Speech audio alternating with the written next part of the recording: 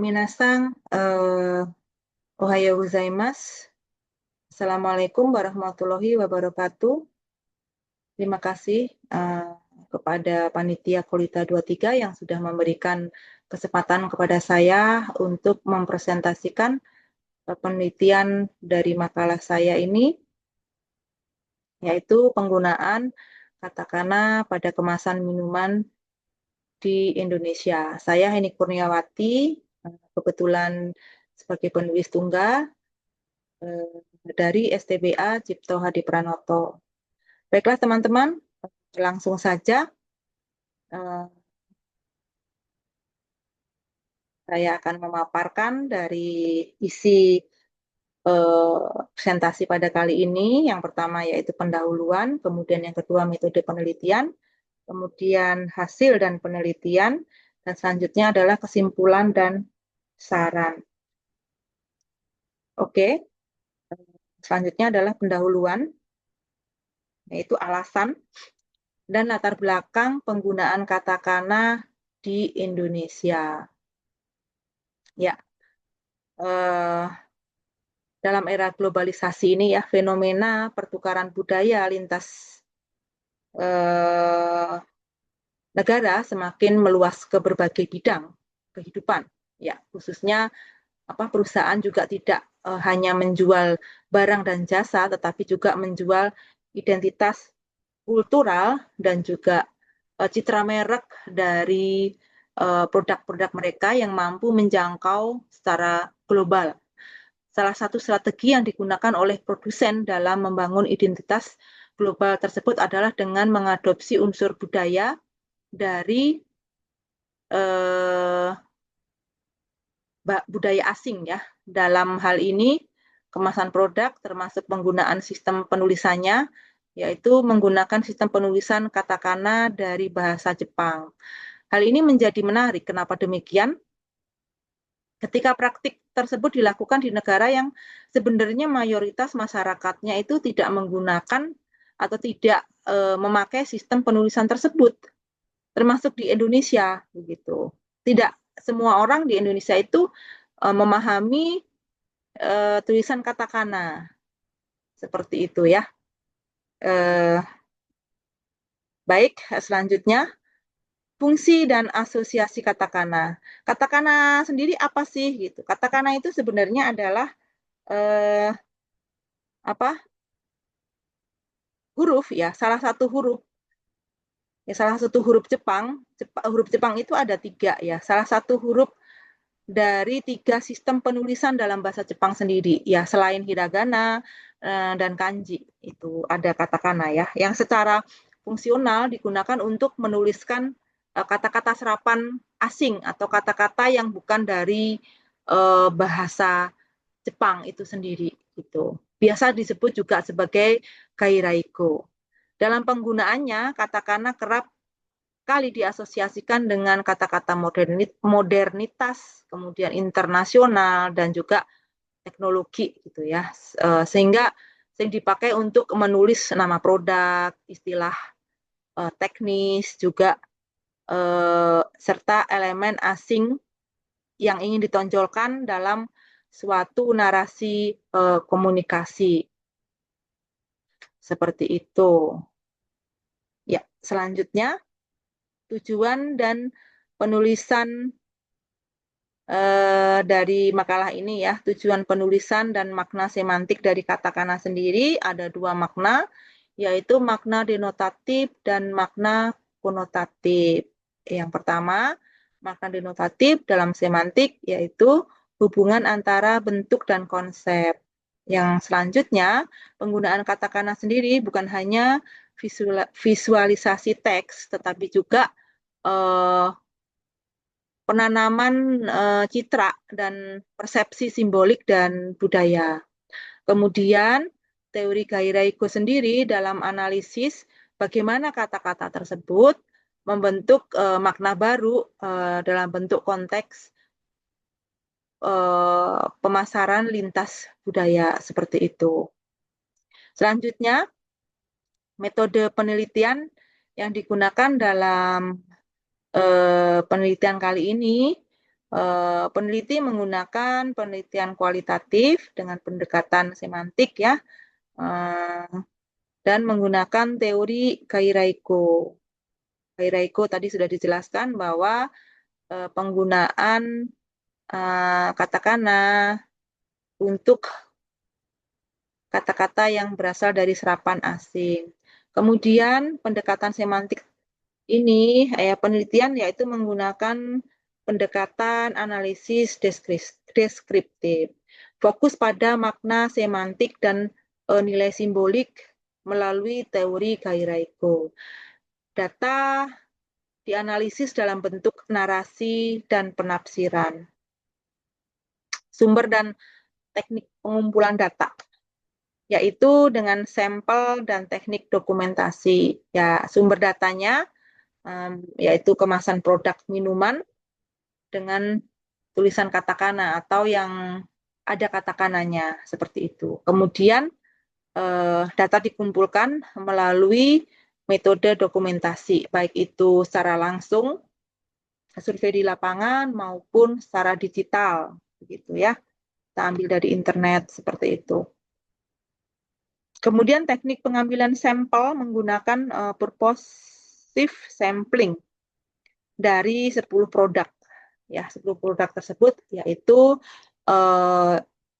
UC 1000, teh itoeng, kemudian 5 mini, Orona Mingxi drink, kemudian Yobik, Pristine, Nuti, Evenly Plus, teh Poka, kemudian yang terakhir adalah Perfect Alkaline Water. Selanjutnya adalah hasil dan pembahasan. Dari hasil penelitian kali ini, peneliti temukan dari sampling yang sudah diambil, yaitu 10 produk minuman tersebut, ada katakana dalam produk minuman UC 1000, yaitu terdapat tulisan vitamin wota, kemudian vitamin mango, vitamin remong, vitamin orange, vitamin apuru pada kemasan pada produk UC 1000 tersebut. Dari frasa-frasa yang ditemukan ini, kita dapat memberikan atau menganalisa bahwa produk UC 1000 itu terdapat 2 frasa, yaitu vitamin, kemudian rasa-rasa dari produk varian yang ada dalam produk ini. Misalkan ya ada vitamin, kemudian dikombinasi dengan wota gitu. Kemudian vitamin lagi dikombinasi dengan mango, dikombinasi dengan remong, orange dan apuro. Vitamin sendiri yaitu artinya vitamin serapan dari bahasa Inggris. Kemudian selanjutnya wota, mango, orange, remong, dan apuru itu menunjukkan rasa dan varian buah dari minuman tersebut. Selanjutnya, ya makna denotatif ini bersifat langsung ya. Ya, tulisan katakana itu memberikan kesan bahwa produk ini adalah bagian dari budaya internasional secara internasional seperti itu. Kemudian penggunaan gairaiko juga merupakan serapan dari bahasa asing, wota, mango, lemon, dan lain sebagainya.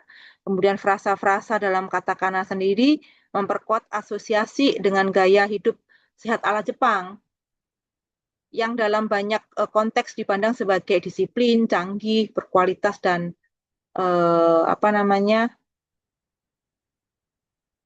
kualitas tinggi seperti itu ya, secara konotatifnya.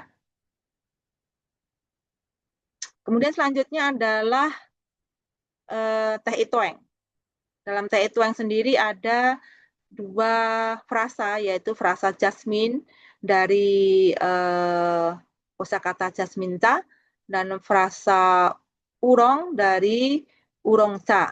Ya, jasminca sendiri artinya jasmine tea dan urongca itu artinya orong tea, artinya teh melati dan teh olong seperti itu.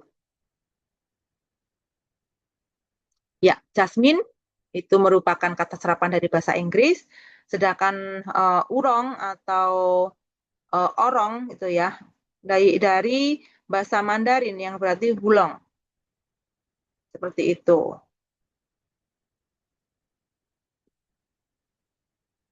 Oke, selanjutnya secara konotatif atau secara simbolik penggunaan katakana dari jasmine dan orang merujuk pada kata serapan asing, ya itu jadi bukan bahasa asli dari Jepang sendiri, ya itu yang pertama. Kemudian juga kata-kata ini menandakan bahwa teh yang eh, apa bahwa teh ini itu bukan asli dari Jepang. Seperti kalau asli tradisional Jepang itu adalah sencha, kemudian matcha, seperti itu.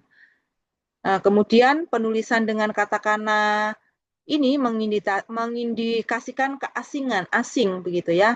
Namun juga tetap dalam bingkai budaya Jepang yang akrab berbagai jenis teh ya. Orang Jepang memang suka minum teh. Seperti itu. Selanjutnya dari Five Mini itu ada Faibu Mini ya. Faibu Mini rasa katakana yaitu Faibu Mini atau Five Mini. Ini merupakan nama produk dari minuman Five Mini tersebut ya. Rasa Faibu Mini sendiri dari kata Faibu itu dari fiber dari bahasa Inggris. Kemudian mini itu juga dari bahasa Inggris yang berarti kecil atau mini atau porsi kecil seperti itu ya. Jadi Faibu Mini sendiri dapat diartikan sebagai serat dalam kemasan kecil yang menjelaskan tujuan dari bentuk produk minuman tersebut, yaitu minuman berserat dalam ukuran kecil atau mini. Namun secara konotatif, penggunaan katakana Faibu Mini sendiri menimbulkan asosiasi simbolik yang modern, ringan, dan praktis. Seperti itu, ya. Fiber sendiri kan dari produk memberikan konotasi minuman yang sehat dan fungsional, bukan sekedar pelepas dahaga saja, seperti itu. Selanjutnya dari Oronamingsi. Oronamingsi sendiri terdapat dua kata, yaitu Oronaming dan Doringko. Oronaming sendiri merupakan nama merek dagang, ya. Minuman berkarbonasi yang mengandung vitamin C ya, vitamin B, kemudian juga ada sedikit madu ya, Oronaming itu. Merupakan minuman dengan kesan kesehatan gitu ya, mengandung vitamin-vitamin, berbagai vitamin seperti itu. Sedangkan C sendiri inisial dari vitamin C ya. Dari penggunaannya yaitu alfabet Latin, tidak menggunakan katakana. Sedangkan selanjutnya adalah frase atau kata dorinku, itu dari kata serapan Inggris yang artinya drink atau minuman, ya. Sedangkan secara konotatif ya, secara konotatif Oronaming si dorinku ini memberikan kesan bahwa nama merek tidak memberikan arti secara literal, ya.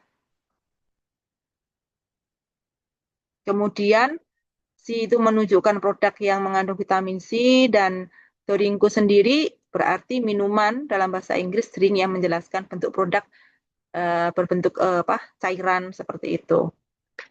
Kemudian penggunaan katakana dalam dorinku juga menegaskan bahwa ini bukan minuman tradisional Jepang, melainkan lebih kepada budaya konsumsi modern dan global.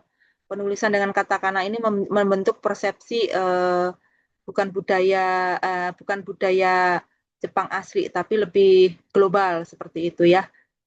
Dan ini produk ini bukan hanya minuman, melainkan juga produk khusus yang terstandarisasi suplemen dan obat ringan seperti itu. Selanjutnya Yobik. Ya, Yobik sendiri terdapat satu penggunaan katakana, ya, frasa katakana yaitu Yobiku. Di sini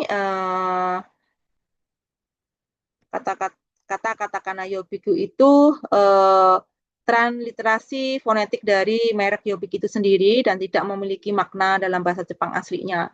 Itu nggak ada. Ya, ini merupakan contoh merek yang ditulis dengan katakana seperti itu. Jadi bukan kosakata Jepang sehari-hari. Secara denotatif Yobiku itu merujuk pada arti literal dalam bahasa Jepang. Namun secara fungsional mewakili produk minuman ya, fermentasi probiotik ya, memberikan identitas terhadap produk sebagai sesuatu yang bersifat unik dan eksklusif seperti itu. Sebagai deskripsi juga produk dalam pengertian linguistik yang namanya itu berfungsi sebagai penanda identitas dagang, bukan sebagai deskripsi produk dari pengertian secara linguistik literal seperti itu. Selanjutnya, secara konotatif, ya, makna simbolik mencakup keasingan, katakanlah ini digunakan sebagai kata-kata serapan atau kata asing yang menunjukkan bahwa Yobik ini menandakan bahwa produk ini bukan produk lokal biasa.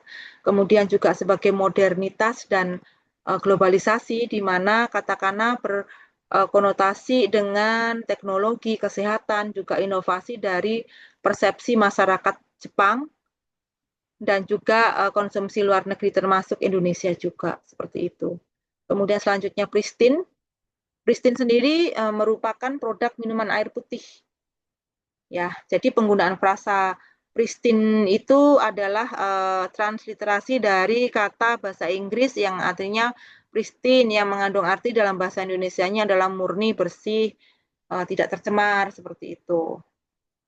Jadi makna denotatif dari pristine sendiri yaitu produk minuman yang ingin mengkomunikasikan bahwa produknya itu murni, kemudian juga kebersihan airnya itu kualitasnya itu terjamin gitu bagi minuman kesehatan seperti itu.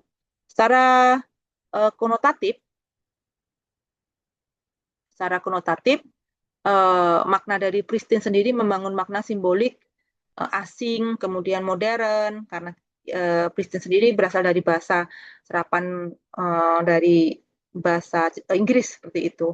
Kemudian juga eksklusif ya dan premium. Kata pristine sendiri memiliki nuansa kelas atas gitu ya dan elegan. Kemudian diperkuat juga oleh bentuk tulisan katakana yang mempertegas nuansa internasional. Kemudian selanjutnya dari Nuti. Nuti terdapat kata yogurtoti atau dalam bahasa Inggrisnya yogurti atau dalam bahasa Indonesia teh yogurt seperti itu. Di sini frasa yogurt dan frasa tea merupakan bahasa serapan dari bahasa Inggris ya. Yogurt sendiri artinya yogurt dan tea ya artinya teh seperti itu. Jadi arti yogurt tea sendiri artinya adalah teh rasa yogurt atau campuran dari teh dan yogurt seperti itu. Namun secara konotatif rasa gairaiko seperti yogurt dan tea yang ditulis di dalam katakana ini menyiratkan produk ini memiliki inspirasi asing ya semacam kombinasi dari Barat dan Jepang seperti itu. Ya, memberi kesan bahwa produk ini adalah variasi baru inovasi dari rasa dari teh itu sendiri yang berbeda dari teh tradisional yang mengandung konotasi yaitu kesehatan, kemudian kebugaran, gaya hidup urban. Yang yogurt sendiri diasosiasikan dengan pencernaan yang sehat seperti itu. Sedangkan teh diasosiasikan dengan relaksasi gitu. Selanjutnya produk dari minuman Heavenly Blast. Di sini terdapat kosakata yogurt ya, semuanya dari produknya itu terdapat kata yogurt yang artinya yogurt ya, artinya juga yogurt seperti itu.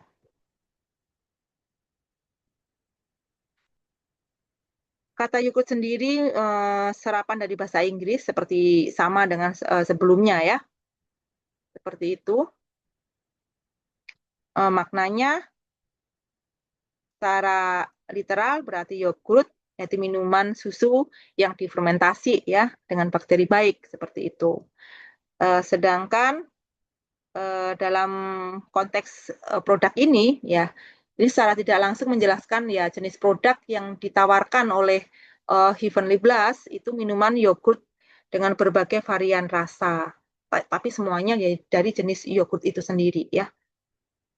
Oke, dengan selanjutnya secara konotatif ya terdapat kesan asing dan modern. Nah, seperti sebelum-sebelumnya juga ya. Kemudian kesannya juga kesehatan dan kebersihan karena yogurt sendiri sering diasosiasikan dengan gaya hidup yang sehat, probiotik, kemudian diet seperti itu. Kemudian yang ketiga itu kesan internasional dan terpercaya seperti itu. Karena penulisan katakana ini di sini seolah-olah ya menekankan bahwa produk ini adalah mempunyai cita rasa atau kaitannya dengan kualitas Jepang. Sebuah strategi branding ya sebenarnya yang meningkatkan kepercayaan konsumen terhadap nilai kesehatan produk. Selanjutnya adalah teh boka. Dari teh boka ini ada beberapa varian botol kemasan, namun hanya ada satu saja ya, hanya satu saja yang ada tulisannya katakana, yaitu pada varian honey lemon. Nah, terdapat tulisan honey remong. Ya, honey sendiri artinya madu, kemudian remong artinya adalah lemon seperti itu. Ya, kalau digabungkan ya, honey lemon itu yaitu kombinasi dua rasa yang utama dalam teh itu sendiri. Dalam konteks produk Poka minuman Poka ini, kata tersebut merujuk pada varian rasa dari teh botolan yaitu teh dengan campuran madu dan lemon seperti itu. Selanjutnya, secara konotatif ya, makna dari katakana honey lemon sendiri memiliki konotasi tertentu yang melampaui arti secara literal. Yang pertama, asosiasi dengan kesehatan dan kesegaran. Jadi kombinasi madu dan lemon ini umumnya ya digunakan untuk minuman yang mendukung kesehatan tenggorokan, ya kesehatan tenggorokan, kemudian juga sistem imun seperti itu. Penggunaan katakana juga menyampaikan untuk menambahkan kesan fungsional dan alami, kesan elegan, kemudian juga kesan global.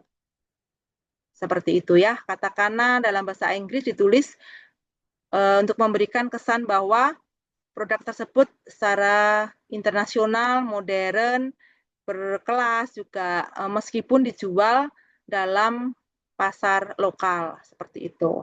Kemudian selanjutnya adalah perfect alkaline water. Dalam produk ini terdapat tulisan arukaring wota, yaitu arukaring dan wota. Sebenarnya perfect alkaline water sendiri adalah produk dari minuman ya, minuman air ya, minuman air. Dari katakana frasa katakana alkalin sendiri merupakan serapan dari bahasa Inggris yang berarti alkalin, yaitu merujuk pada air dengan pH basa, sedangkan wota sendiri yang berarti ya air seperti itu dari bahasa Inggris air.